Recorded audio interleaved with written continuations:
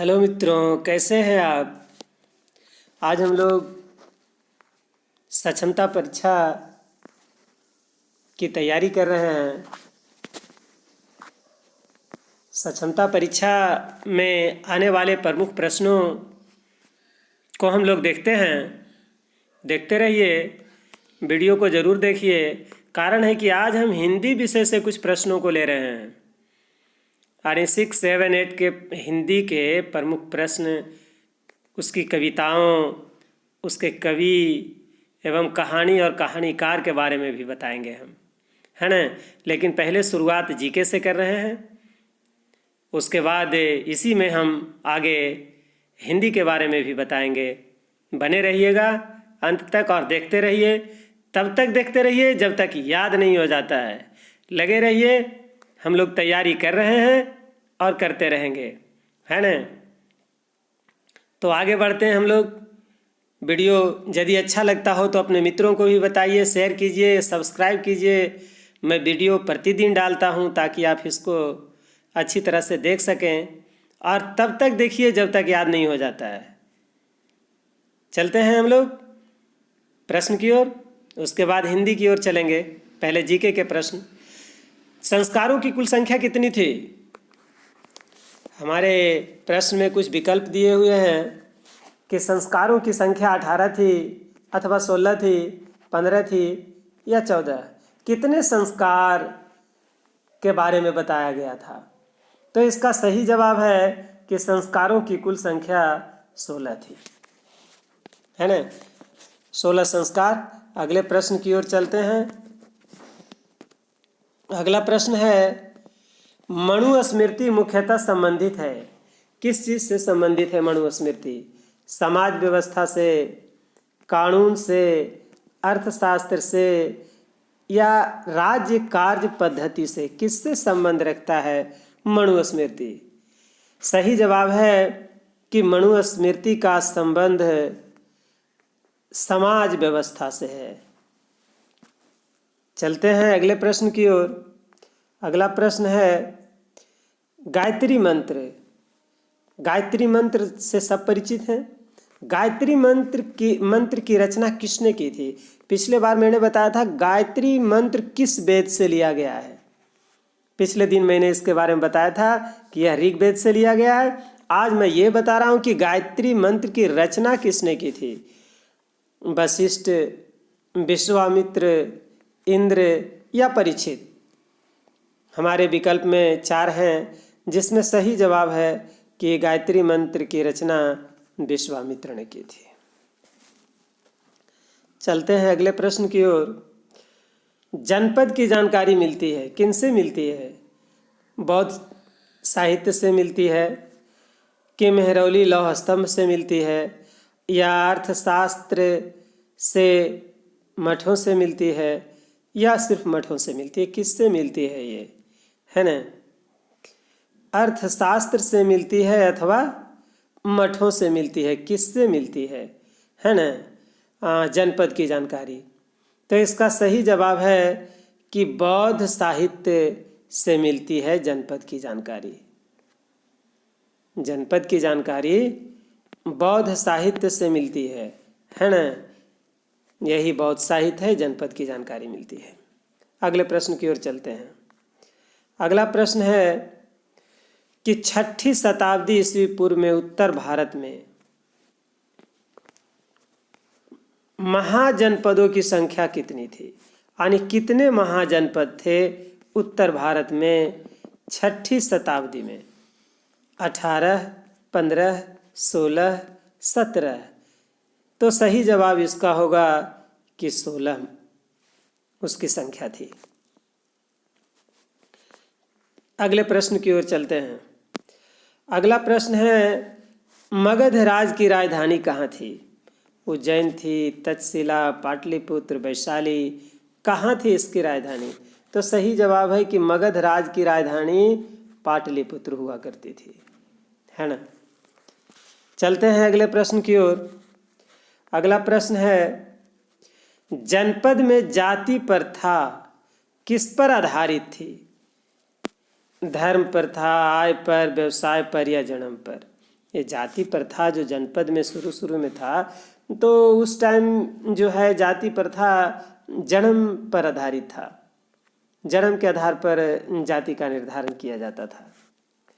अगला प्रश्न है, बज्जी महाजनपद क्या था? गणराज था, व्यापारिक राज था, सैनिक राज था, अथवा राजतंत्रीय राज था? बज्जी महाजनपद क्या था? इसका सही जवाब है कि बज्जी महाजनपद गणराज्य था। सही जवाब यही है, बज्जी महाजनपद गणराज्य था। अगले प्रश्न की ओर चलते हैं। अगला प्रश्न है, कौन सा जनपद गणराज्य था? है ना, ये तो क्लियर है कि अभी मैंने बताया कि बज्जी महाजनपद जो है वो गणराज्य था। सेम क्वेश्चन है, दूसरे तरह से इसमें सिर्फ पूछा गया है, लेकिन क्वेश्चन सेम है। महाजनपदों में सबसे बड़ा था कौन? सबसे बड़ा महाजनपद कौन था?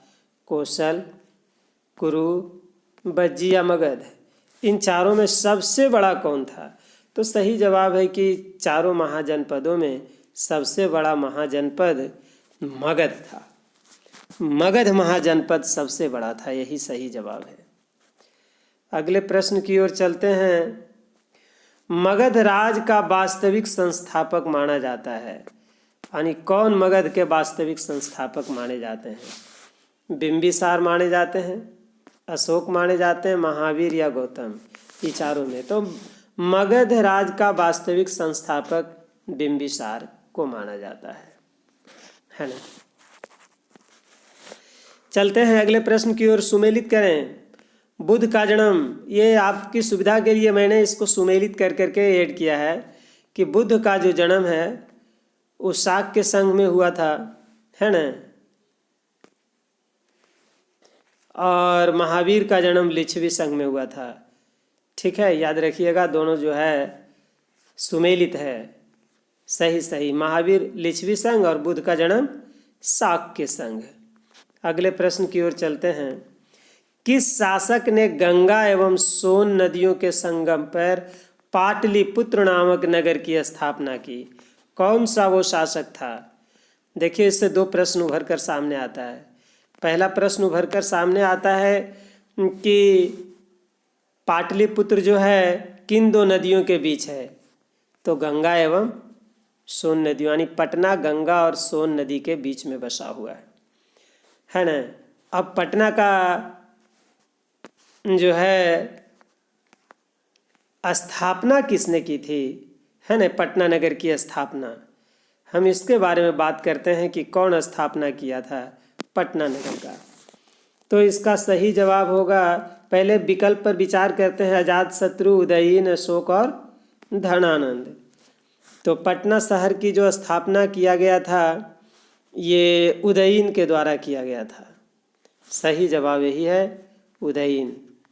पटना गंगा एवं सोन नदी के मध्य स्थित है, याद रखिए। आगे बढ़ते हैं। 323 ईस्वी में सिकंदर की मृत्यु हुई थी, कहाँ हुई थी?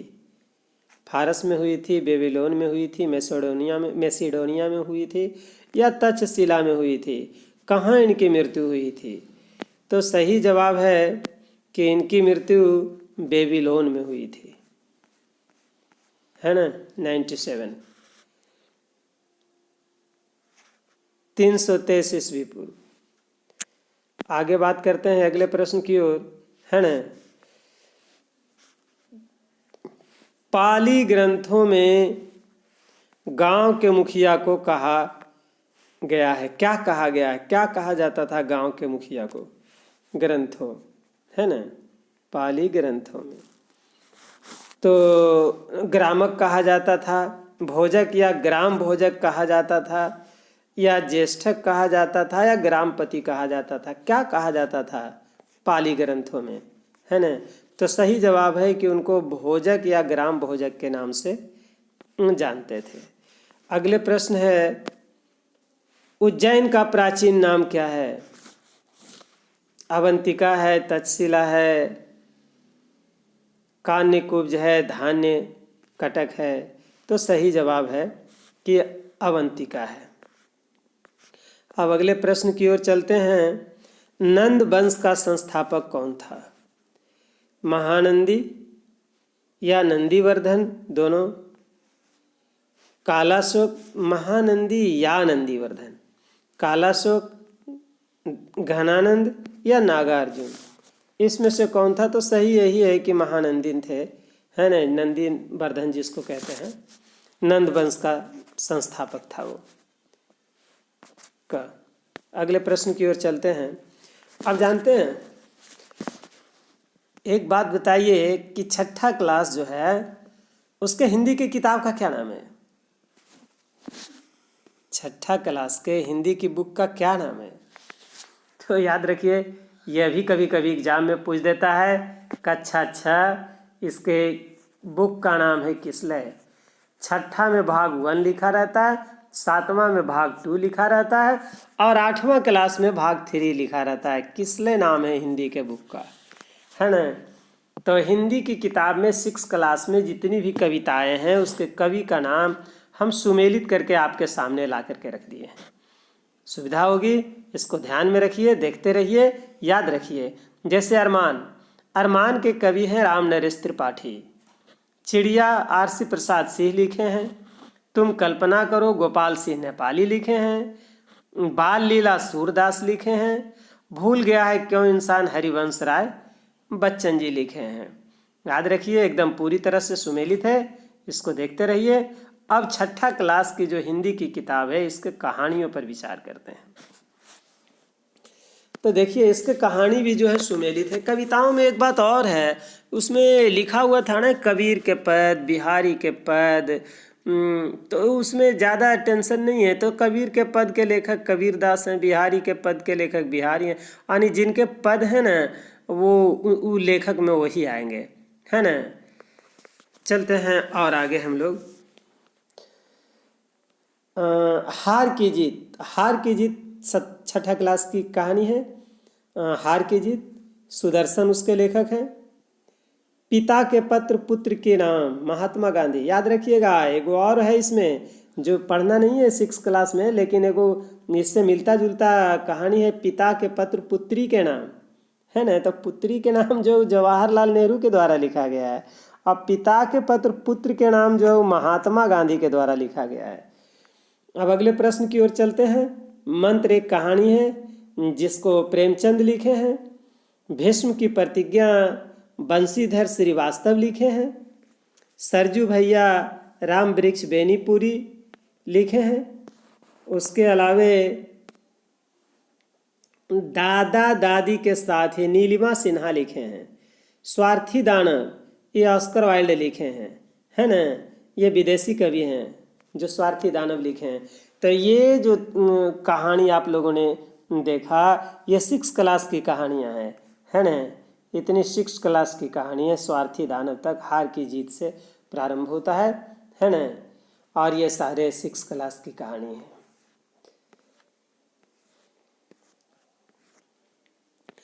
अब अगले प्रश्न की ओर चलते हैं। जो 7 क्लास है बुक, उसके बारे में हम लोग बात कर रहे हैं थोड़ा। 7 क्लास की बुक की,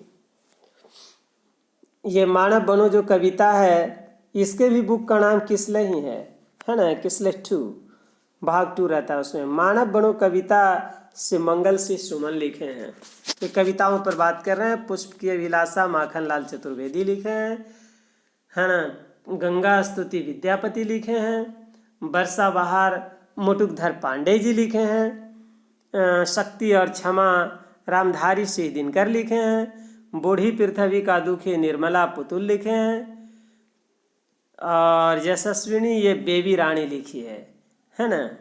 याद रखिएगा, एकदम पूरी तरह से सुमेलित है ताकि आपको याद करने में सुविधा हो, है ना। देखते रहिए और याद रखिए इसको। चलते हैं आगे इसके कहानियों की ओर, है ना। यानी कि 7 क्लास के जो प्रमुख कहानियां हैं बुक में, उसके बारे में। नचिकेताई कठोपनिषद से लिया गया कहानी है ना, जिसमें जम और नचिकेता का संवाद है, कठोपनिषद से लिया गया है। दानी पेड़ ये स्लीवरस्टाइन लिखे हैं। साइकिल की सवारी सुदर्शन लिखे हैं। बचपन के दिन APJ अब्दुल कलाम हमारे जो पूर्व राष्ट्रपति थे वो लिखे थे। और जन्म बाधाएं सुधा लिखी है। तो ये प्रमुख कहानियां हैं 7 क्लास की। तो 6 क्लास, 7 क्लास, 8 क्लास की ओर चलते हैं। इसमें कुछ और ऐसे 7 क्लास में कुछ और कहानी छूट गया था, जैसे हिमसुक शंकर लिखे हैं। और ऐसे ऐसे करके एक कहानी है जिसको विष्णु प्रभाकर लिखे हैं। एक सोना है, सेना लिखा गया, सोना को महादेवी वर्मा लिखे हैं। और हुएन सांग की भारत यात्रा, इसके लेखक हैं बेलिंदर एवं हरंदर धनौआ, यही लिखे हैं, है ना। हुएन सांग की भारत यात्रा, यही लेखक हैं उसके। अब चलते हैं कक्षा 8 की ओर, है ना। कक्षा 8 से भी आप लोग सब परिचित हैं ही। कक्षा 8 किसले, इसके भी बुक का नाम है। इसमें भाग 3 लिखा रहेगा।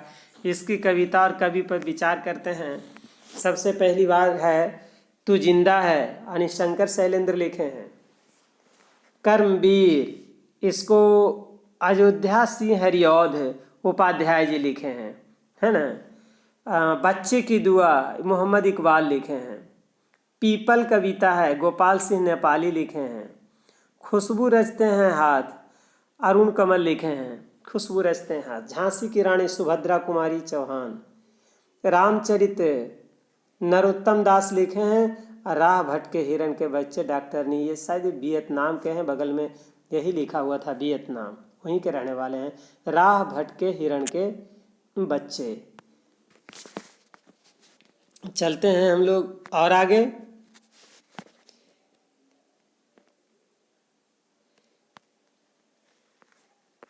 कहानी की ओर चलते हैं। इसके प्रमुख कहानी है ईदगाह, है ना। ईदगाह प्रेमचंद की कहानी है। बाल गोविंद भगत, ये बाल गोविंद भगत जो है राम वृक्ष बेनीपुरी की कहानी है ना। और ईदगाह प्रेमचंद की है। हुंडरू का जलप्रपात कामता प्रसाद सिंह कामजी लिखे हैं। ठेस फणीश्वर नाथ रेणु लिखे हैं। अशोक का शस्त्र त्याग बंशीधर श्रीवास्तव लिखे हैं। ईर्ष्या तू न गई मेरे मन से, इसको रामधारी सिंह दिनकर लिखे हैं। दीन बंधु निराला आचार्य श्री पूजन सहाय लिखे हैं। चिकित्सा का चक्कर, इसके लेखक हैं बेढब बनारसी। तो ये तो था 6, 7, 8 के हिंदी के कविता के कवि और कहानी के लेखक यानी कहानीकार का नाम। सारे प्रमुख कहानियों को मैंने इसमें सम्मिलित किया। उम्मीद है इसको आप लोग याद रखेंगे। और तब जब तक याद नहीं होता है तब तक देखते रहिए प्रतिदिन और तैयारी करते रहिए सक्षमता परीक्षा की।